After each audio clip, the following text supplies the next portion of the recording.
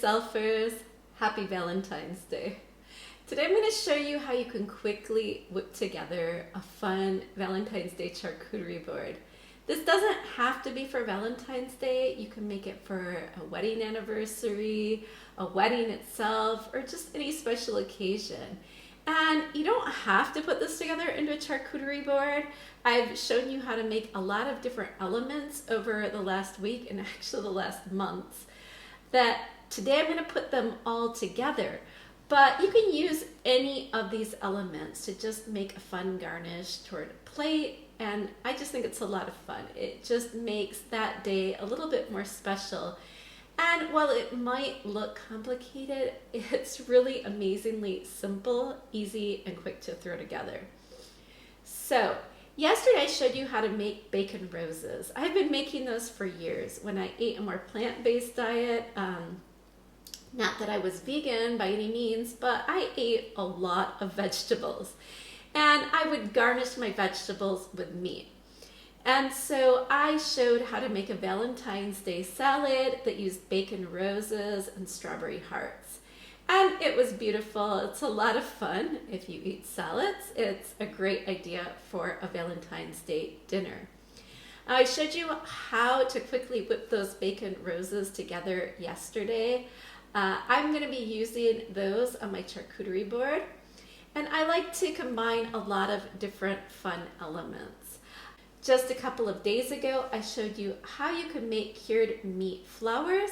You can make salami roses or chorizo flowers, pepperoni. My favorite was what was called lomo here in Spain. It looks a little bit like a cured ham, but it's generally just the loin of the pork. In this case, I used turkey. But you can use any of these cured meats, anything that has a bit of consistency and that will bend over on itself. Now, I showed you two ways you can make those. You can use a shot glass, but my favorite were the ones that were just free-formed. And you will need toothpicks for that, but you can just really quickly throw those together. And I have both of those videos up on YouTube, and you can also see the full tutorials on my blog. Apart from that, what else can you do to make your board really stand out? Several months ago, I showed you how you can just make some really fun cheeses. I molded cheeses, and I also cut them out with cookie cutters. Now, if you're going to be using like a heart-shaped cookie cutter, which would be great for Valentine's Day, look for a cheese that is sliced thickly but not too thickly, and then just use your cookie cutter to simply make whatever shape you want. I think for Valentine's Day, the best choices obviously would be hearts and maybe flowers.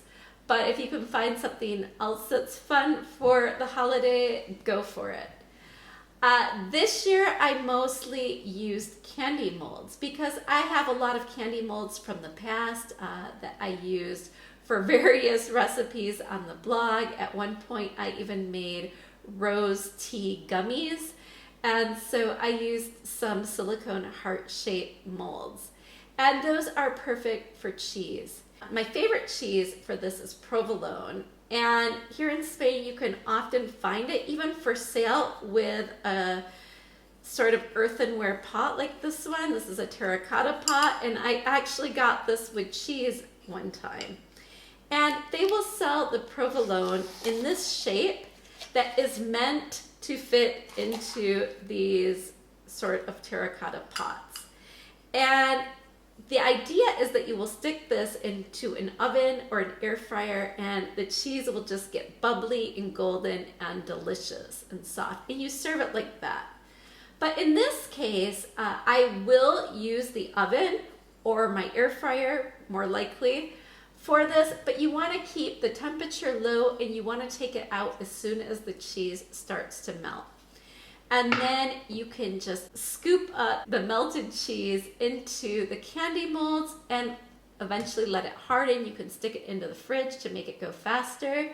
And that's probably what takes the longest for this sort of charcuterie board.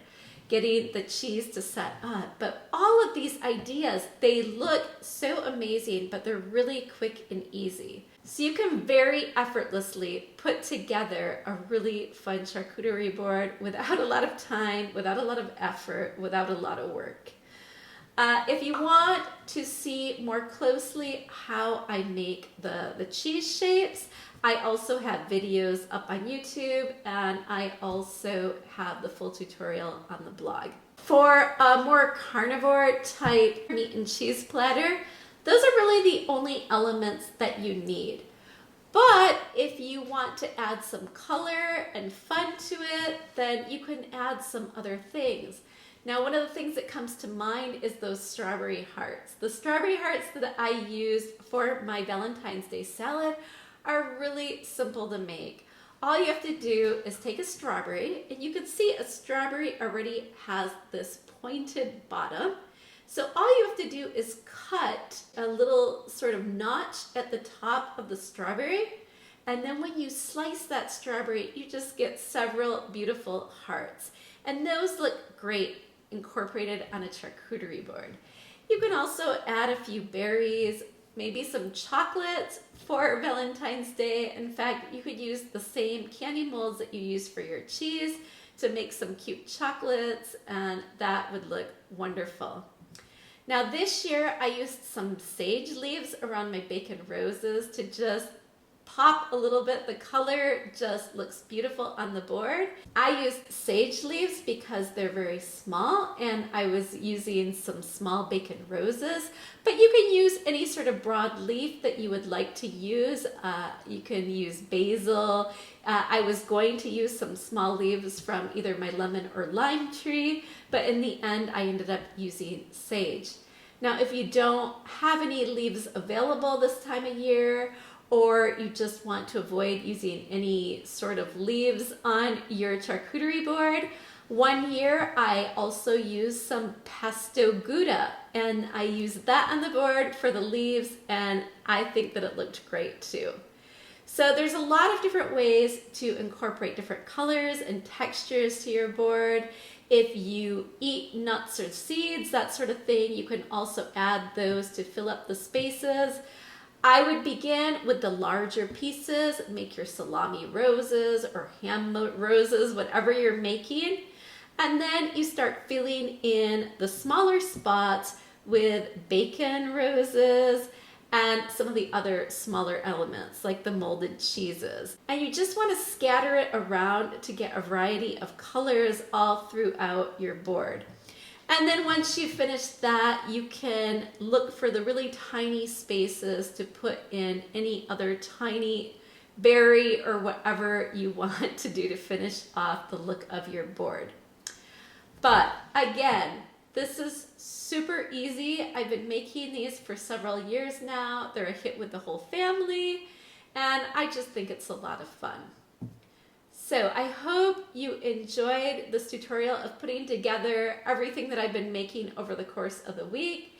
It really is easy. I know you can do this, and it's really not difficult at all. If you like this tutorial, please give it a like, and I would love for you to subscribe to my channel for more tutorials like this one. Again, happy Valentine's Day, guys, and until next time.